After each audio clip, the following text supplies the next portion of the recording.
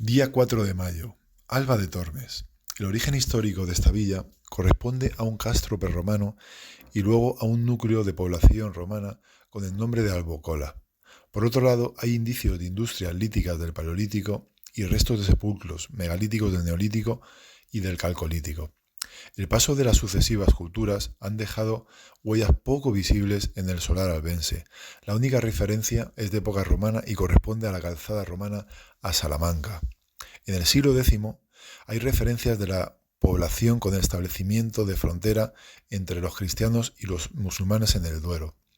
En 1140, el rey Alfonso VII otorga en Salamanca el fuero al concejo de Alba. Las guerras, más tarde, entre los infantes de Aragón y Juan II, rey de Navarra, se resuelven con la victoria de este último, apoyado por don Álvaro de Luna, que provoca que el señorío se ceda a la estirpe Álvarez de Toledo. El primer señor de Alba, de la familia, será en 1430 don Gutiérrez Álvarez de Toledo, obispo de Palencia, quien levanta un hospital, el monasterio de San Jerónimo y el palacio.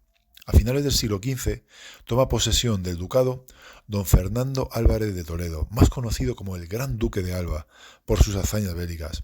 La villa, durante el siglo XVI, desarrolla la vida cultural más fértil de su historia de la mano del tercer duque de Alba y de Teresa Sánchez de Cepeda y Ahumada, más conocida como Santa Teresa de Jesús.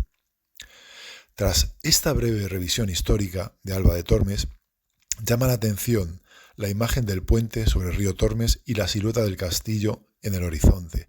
La aparición del puente sobre el río Tormes se debe a la posición estratégica de Alba de Tormes en la Edad Media, que resultó imprescindible para la repoblación de las tierras al sur del Duero. Posteriormente circularon arrieros y pastores trashumantes. El puente medieval fue construido sobre un puente originario de época romana, sobre el que circulaba un ramal de la calzada romana de La Plata que unía Piedrahíta con la capital salmantina, conocido como Puente de San Jerónimo. Empezamos nuestra ruta en el castillo del Duque de Alba. Su origen se remonta a la Alta Edad Media, si bien su entrada en la historia va ligada a una de las más ilustres familias de la nobleza europea, la Casa de Alba. La casa ducal más poderosa de la historia de Alba, de España, hizo de esta localidad un auténtico foco de poder e intrigas que brilló con luz propia hasta el siglo XVIII. Así, el ducado de Alba transformó la villa en una pequeña corte. Tras el esplendor, el castillo sufrió los avatares del tiempo, luchas y enfrentamientos, principalmente de la Guerra de la Independencia, que redujeron su tamaño de forma considerable. Un espectacular mirador en lo alto ofrece espléndidas vistas de los alrededores. El cerco de la muralla ha desaparecido, aunque aún quedan restos de las obras de fortificación y de los cubos o torres que jalonaban el lienzo, como por ejemplo el torreón. La muralla tiene 5 puertas y varios portillos que desaparecieron en el derribo de la cerca. Subimos a la parte alta del torreón. Allí las vistas son maravillosas de Alba de Tormes, de la Sierra de Gredos y por supuesto del río Tormes. Con el paso de los años, de las siguientes generaciones no perdieron la oportunidad de ampliar, cambiar o mejorar. Es un auténtico palacio renacentista, sede de una corte que profesaba el mecenazgo, con gran interés por las obras y las letras. De su mano, el edificio se engalana con los mejores mármoles, pinturas y tapices, mientras por sus salas desfilan notables figuras del siglo de oro. Ejemplo de ello son los magníficos frescos renacentistas que adornaban su sala de armería, una de las pocas muestras de este estilo que pueden verse en España. Fueron pintadas por Cristóbal Pasín y su hermano Juan Bautista en 1567 y 1571. Entramos en la sala de armería de la Torre del Homenaje, que fue el lugar elegido por don Fernández Álvarez de Toledo para celebrar reuniones de carácter político y militar que marcarían la historia de España y de Europa en el siglo XVI. Las paredes muestran las pinturas originales de los 3 cuadros de la batalla de Mühlberg, librada con éxito por el tercer duque de Alba.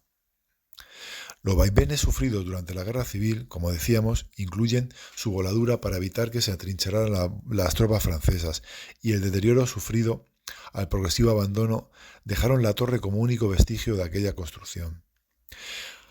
Salimos del castillo y tras un paseo corto llegamos al convento de Santa Isabel. Este convento fue fundado en 1461 por Aldonza Ruiz de Barrientos, viuda del tesorero segundo duque de Alba, y en aquel tiempo una de las vecinas más ilustres de la villa. Tras girar una calle está la iglesia de Santiago, construida en el estilo románico mudéjar a finales del siglo XI o largo del siglo XII. El fuero de Alba menciona las reuniones que celebraban el concejo a su puerta porque las casas concejiles lindaban con el templo. Los elementos constructivos más relevantes se concentran en el ábside decorado con 3 filas de arquerías ciegas. Esta pequeña iglesia está protegida como bien de interés cultural con categorías de monumento desde 1996. Salimos en busca del corazón de Alba de Tormes, la Plaza Mayor. Apreciamos allí los siguientes monumentos. La basílica inconclusa dedicada a Santa Teresa de Jesús, de 1898. La santa visita Alba de Tormes para asistir al enlace de su hermana y para fundar un monasterio de la Orden de Carmelo. La comunidad de monjas se traslada al convento definitivamente en 1571. Unos años más tarde, de regreso de uno de sus viajes procedentes de Medina de Campo, Santa Teresa enferma y muere en su celda del monasterio de la Anunciación en 1582. Allí reposan sus restos, visitados por miles de peregrinos. Detrás de esta plaza mayor se ubica la iglesia de San Juan. Constituye la muestra más destacable de la arquitectura románico-mudéjar del siglo XIII. Se conserva en la provincia de Salamanca, siendo una de las 7 iglesias con que cuenta la villa y de las 18 que a lo largo de la historia llegó a tener Alba de Tormes, de las cuales al menos 5 fueron construidas en el mismo estilo, aunque hoy solamente se conserva la de Santiago, probablemente la más antigua de todas. La capilla mayor cobija la obra más importante de la iglesia, verdadera joya de la escultura románica. Se trata de un espléndido apostolado en piedra arenisca policromada que ha sido fechada hacia 1200.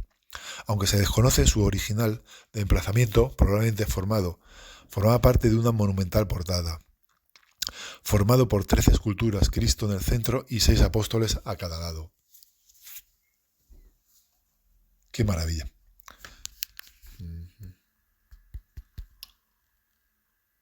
De Alba de Tormes nos desplazamos ya en sentido a Madrid a un punto intermedio de interés, Santiago de la Puebla.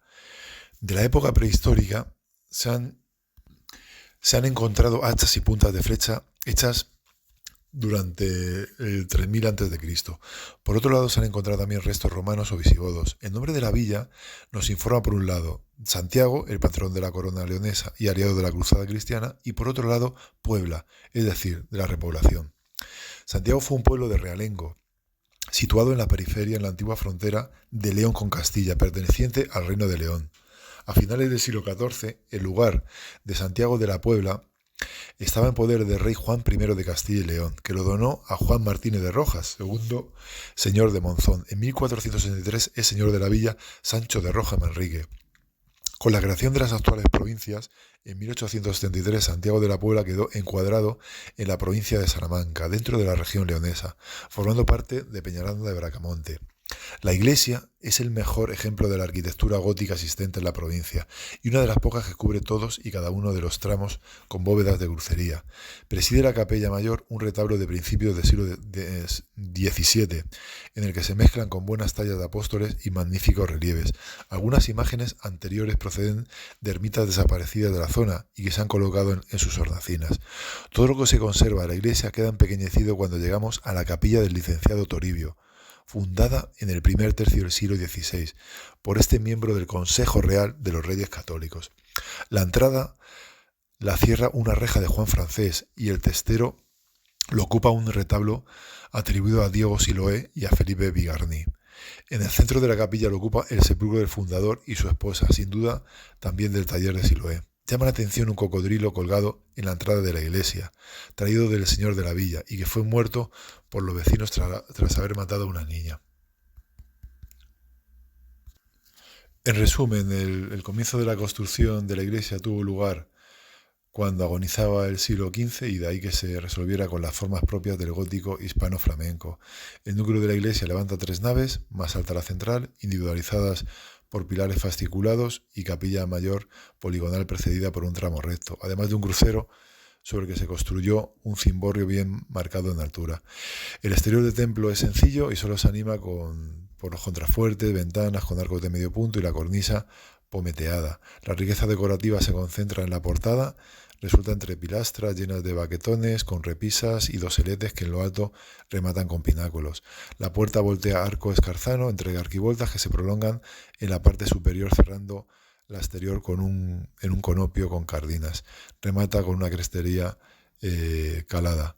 Y hasta aquí nuestro viaje por tierras salmantinas y portuguesas. Y sigue nuestro lema: viaja y cultiva tu alma.